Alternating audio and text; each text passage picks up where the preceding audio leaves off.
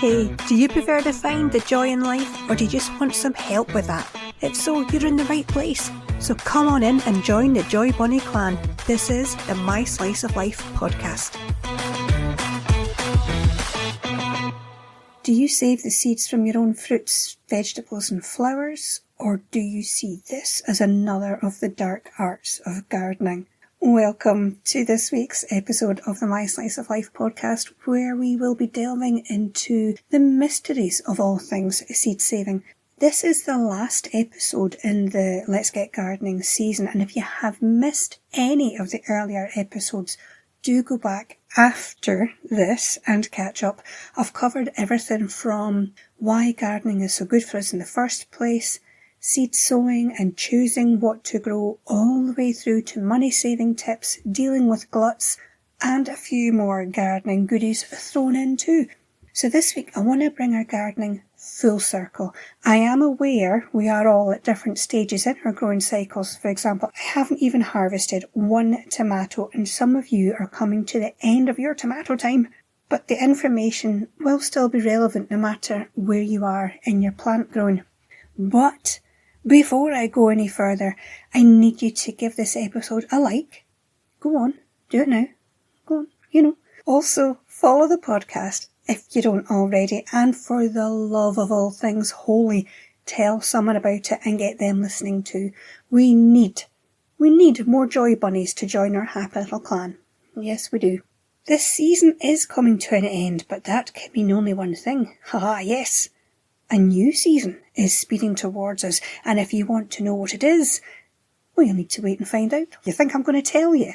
I'm not going to tell you that, am I?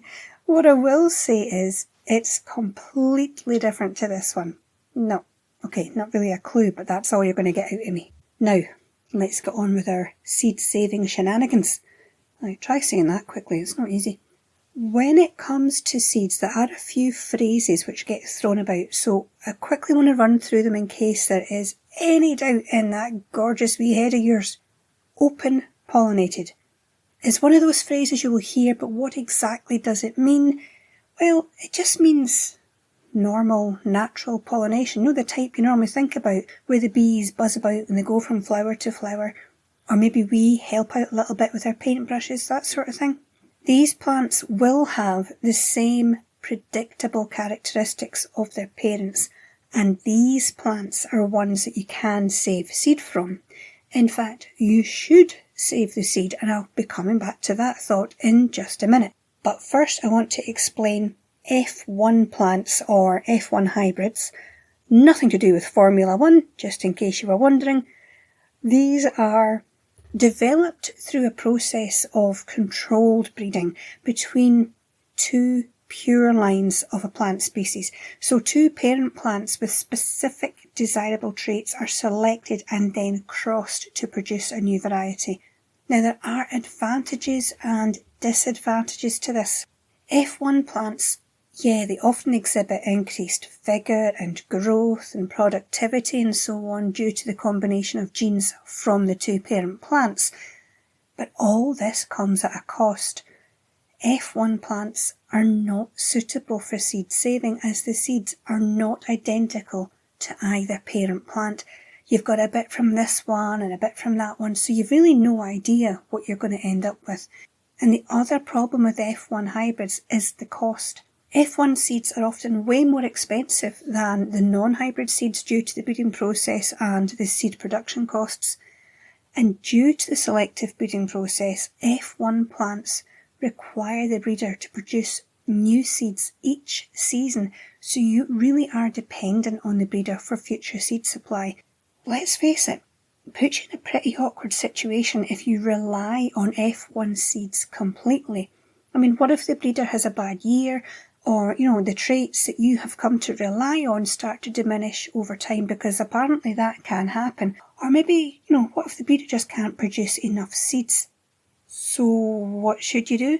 Obviously, save your own seeds as much as you can. I mean, there are a few great reasons for doing this, which I want to quickly go through with you. And for starters, you're not going to be dependent on seed breeders for those F1 hybrids. Being seed independent is really the way to go. I mean, do you remember a few years ago when everyone decided they wanted to start gardening and seed companies were running out of certain seeds? Because I remember that, and that makes you vulnerable, not a good position to be in. So from that point of view, I would recommend you start saving at least some of your own seeds this year, especially if you've never done it before. This is a great time to start. This will also save you money. Seeds, okay, they're not the most expensive thing in the world, although, like I said, the F1 types are going to cost you more to buy, but every little helps, doesn't it? Having said that though, some of the rarer ones, or these heirloom ones, they really can start costing you more than you'd expect, and that soon mounts up if you've got a whole garden that you're wanting to plant. Also, by saving your own seeds, you help maintain the genetics of your favourite crops, which means you get the best growing, best tasting and healthiest plants which crop well for you.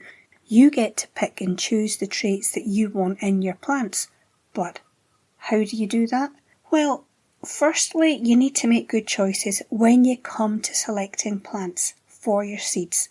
Stick to the open pollinated varieties for reasons I just explained. Find the best growing plant you have. So for example, if you want to save some tomato seeds, you'll pick the plant which is growing the strongest and shows the traits that you're looking for.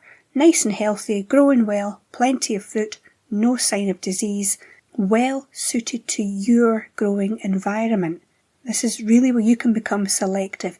These are the plants which will give you the best results and the best seeds for everything that you're going to need for your area. When you pick the seeds will depend on what plant you're using. So I'll run through the most common ones just to give you some ideas.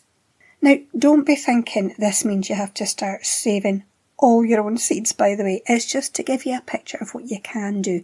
As with all things in the garden, it's probably best to start small, learn how to do a few, if you've never done it before especially, and build up from there. So don't start worrying about having to do everything all at once. I only have a few plants that I save seed from at the moment, and I'm gradually learning how to save others. So where is the best place to start? Well, I would say the easy ones. Of course I'm going to say that. Yeah, start with the easy ones. And I'm sticking with veg seeds for the moment. Welcome all your peas and beans. These are probably the easiest seeds to save. So if you've never saved your own, this is where I would recommend you start. With these plants, pick your strongest growing plants, and once you're happy that you've picked enough from them, leave a few pods on the plant. With peas and beans, remember, the more you pick, the more you get. So don't leave the pods until you're coming near the end of the season. You're not going to do this right at the beginning. Wait till you've picked, and once you stop picking, the plant will stop producing new pods. The pods that are already on the plant can stay there as the plant shuts down, and they'll dry out on the plant. Now when they go brown, and they're going to feel a bit like paper, and you can hear them rattle in the pod, you can take them off the plant, put them somewhere nice and dry and warm, not too hot, and just let them dry out completely. That's when you can come along, open the pods, and there you go, you've got your seeds for next year. This will also work for flowers like sweet peas, and any others which produce pods for their seeds. You'll know in your own garden, you'll have seen what seeds are, going to be coming up in pods and things.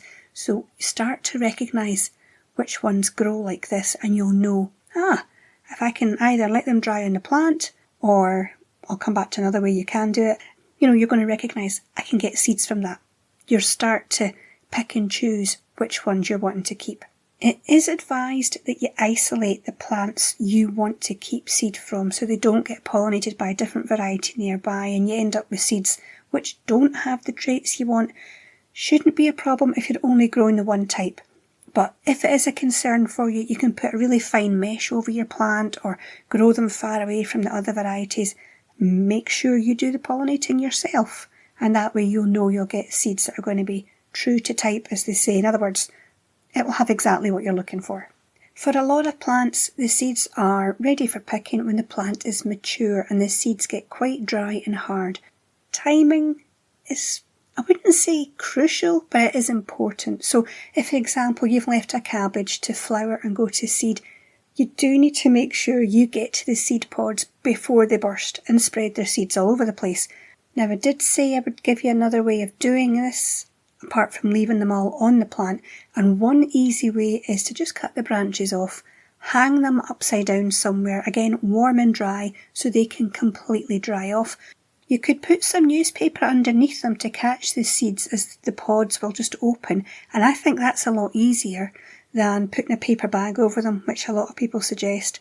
You can do that if it's a nice small little flower head, for example, but if you've got something like a cabbage or a kale, they have a lot of seed pods, so good luck getting a paper bag over them. Just put some paper down, and as they dry and they will open, all your seeds can land on your paper and you just scoop them up.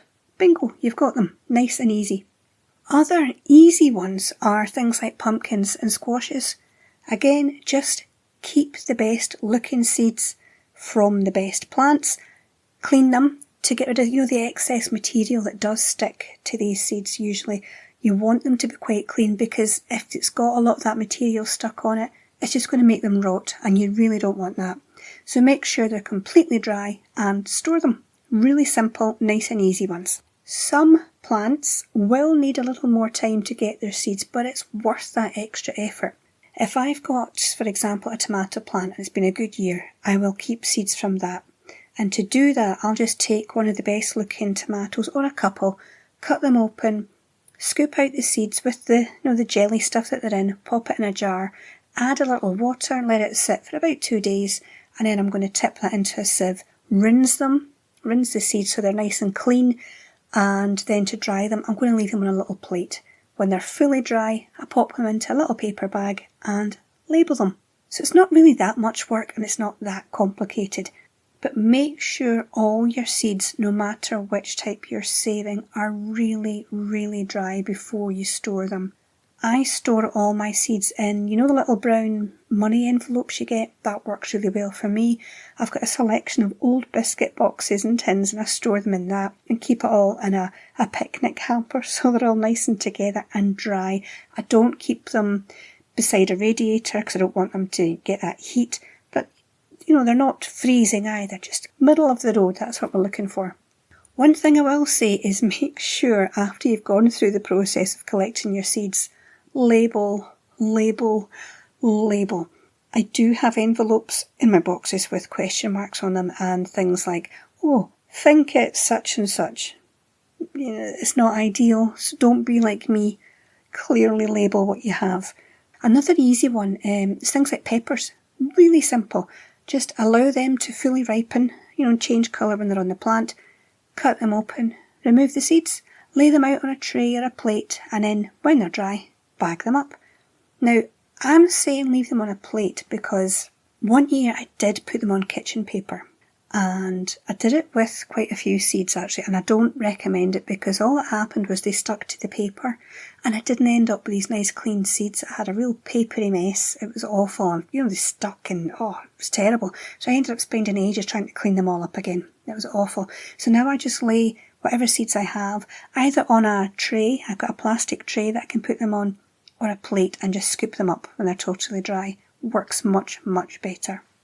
Now, cucumber seed is something I haven't tried yet, as I haven't had much success growing them for a couple of years, I'm really sorry to say.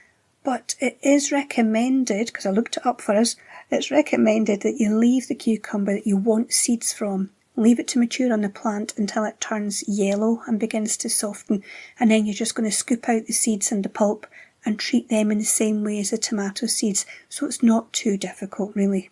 But I did want to bring that up in case you're thinking, my cucumbers have done well this year, how would I save seed from that?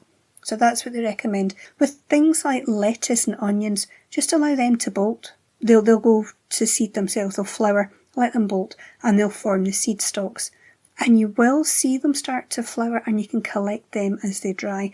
What I tend to do is cut the stalk a little before they're completely dry, and I'll hang them upside down indoors. Then I will put, the little paper bag. That will work for that. Now, I've done that with onions, spring onions. Like I said before, you can do it with a cabbage and kale, but put paper down, and it's worked no problem. I do prefer doing it that way though. I don't want to have it sitting outside and drying outside. Like I said, I don't want those seeds spreading everywhere. I want to make sure I get them. So a bit of a controlled environment, if you like. Actually, where I'm sitting right now, there's onions growing outside the window, And a couple of them, it's spring onions, and a couple of them have now got the flower on them. So I am keeping a close eye on them. And when I see them just starting to dry, I'm going to cut them down and bring them in so I can hang them upside down and get the seeds, because they grew really well. Every single one of those plants has grown brilliantly. Good, strong spring onions, best I've ever had. So I definitely want to keep the seeds from them.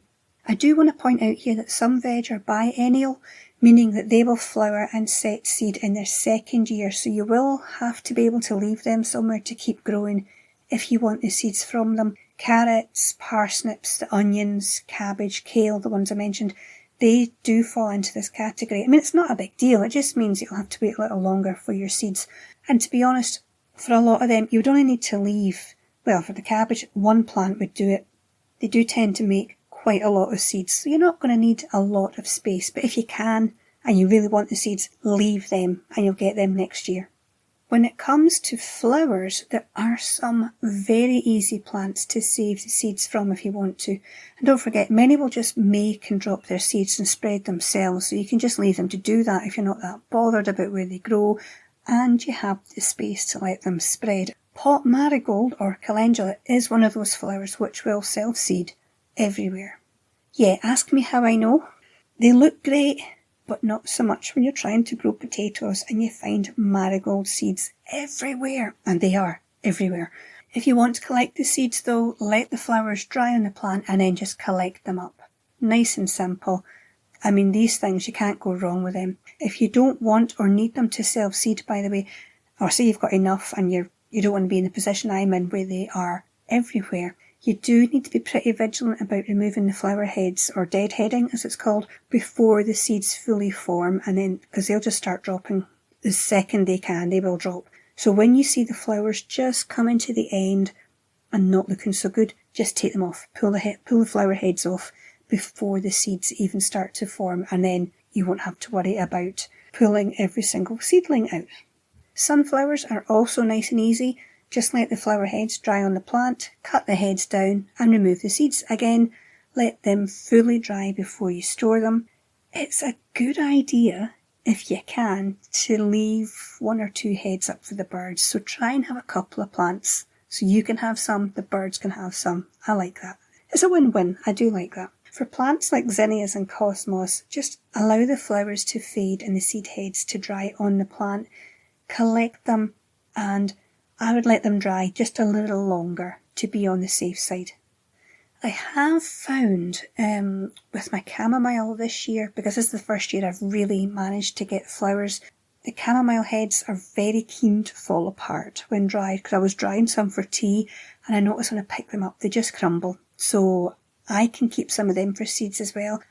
A lot of flowers are similar for seed saving, and I think they're easier than vegetables in some ways. If you've grown certain flowers for a while, like I was saying, you'll know when they start to go to seed, but maybe you've never thought of saving that seed before. So if that is you this year, try saving even just a few ones, just to see how it goes. You can also, don't forget, save seeds from your herbs. I know we've talked about other forms of propagation, but seed saving is also possible.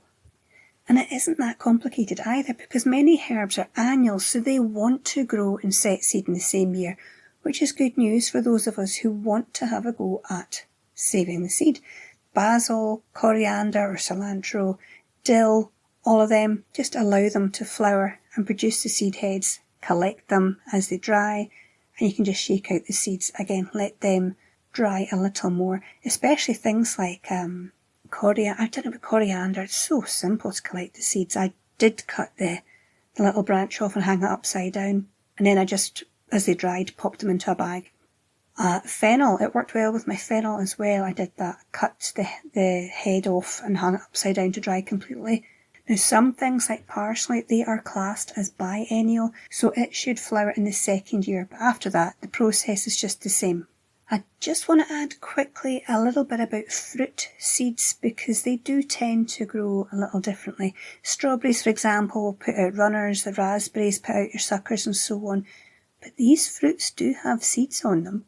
So if you fancy a gardening experiment, you could save some of the seeds from them and see if you can get them growing. If nothing more, just to say that you can and you've done it. I have done it with strawberries, and they worked pretty well. It was just good fun. I love experimenting. I like garden experiments, I like the kitchen experiments, and I can say I have an avocado plant in the kitchen and 2 lemon plants in the bathroom, all grown from seed.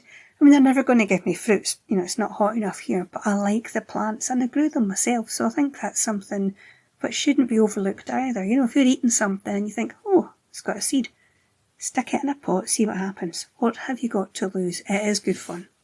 When it comes to storing your seeds, like I said earlier, your biggest enemy is moisture, because it will just make them rot. So store them somewhere dark, cool and dry. Again, don't want it freezing, don't want it too hot. You could also add some of those little sachets of the silica gel to help keep them dry. That's not a bad idea. Some of your seeds will last years. Others you need to use the next year, especially parsnip. It does not keep well. The best thing is just not to leave them too long, because they become less viable as time goes on. So do check on your seeds from time to time and you'll be able to spot any problems like mould. You'll spot that early on and take action so that it doesn't spread. You'll be able to save your other seeds like a seed superhero. That's what you'll be. And that brings us to the end of this week's episode, friends, and to the end of the Let's Get Gardening season. I would like to thank each and every one of you for tuning in each week. It really does mean the world to me. I've seen the numbers going up recently and I really, really appreciate it. So thank you so much for joining me for this gardening season. If you want to keep up to date with what I'm doing in the garden, I am putting more videos on YouTube, so nip along to the channel, subscribe there, and you won't miss out on what I'm doing. I'm not doing much today, mind you, because it is pouring rain. But I do hope you found it interesting and useful, and you've managed to pick up a few tips or ideas from this season. Enjoy your seed saving, do experiment, have fun in your garden, and join me for the next season, which will be something completely different. But until then, as always, you take care of your wee self.